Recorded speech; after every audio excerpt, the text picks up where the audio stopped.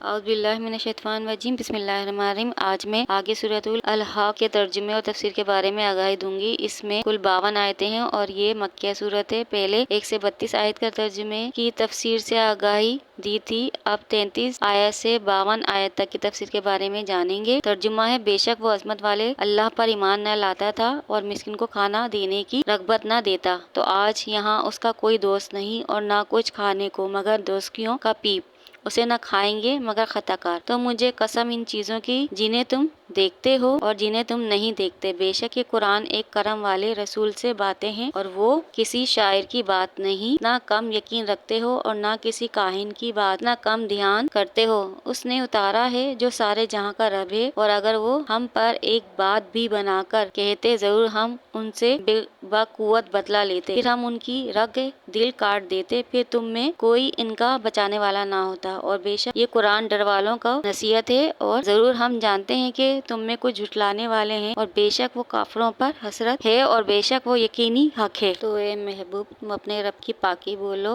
तफसीर है कि वो शख्स अजमत वाले दिन पर ईमान न लाता था, यानी कयामत के दिन का इनकारी था, और मिस्कीन को खाना खिलाने का इनकारी था, क्योंकि मिस्कीन को जो खाना नहीं खिलाता वो बड़े अजाब का मुरतकब है, क्योंकि मिस्कीन को खाना खिलाने के बड़े अजर सवाब हैं। हज़रत अबू हुरैरा रज़ियल्लाहु ताला अन्हु से रिवायत है कि रसूलुल्लाह सल्लल्लाहु अलैहि वसल्लम ने इरशाद फरमाया, बेशक अल्लाह ताला रोटी के एक लुक़मे और खजूरों के गोशे और इन जैसी मिस्किन के लिए नफा बख्श चीजों की वजह से 3 आदमियों को जन्नत में दाखिल फरमाएगा। नंबर 1 घर के मालिक को जिसने सदके का हुक्म दिया, नंबर 2 इसकी जोजा को जिसने वो चीज दुरुस्त करके दी, नंबर 3 उसके खादिम को जिसने मिस्किन तक वो सदका पहुँचाया। फिर रसूलुल्लाह सल्लल्लाहु अलैहि वसल्लम ने फरमाया, अल्लाह अज़्ज़ व जल की हमद से जो हमारे खादिमों को भी नहीं भूला, मगर ये भी याद रखें कि फी ज़माना हर भिखारी और मांगने वाले को नहीं देना चाहिए, बल्कि जो वाकई मुस्तहिक हो और सवाल जायज करने वाला है तो उसे मांगने पर देना चाहिए। अगर कोई तंदुरुस्त है और जानते बूझते भीख मांगे तो उसको देना सही नहीं है। और कयामत के दिन कोई किसी का दोस्त नहीं होगा। और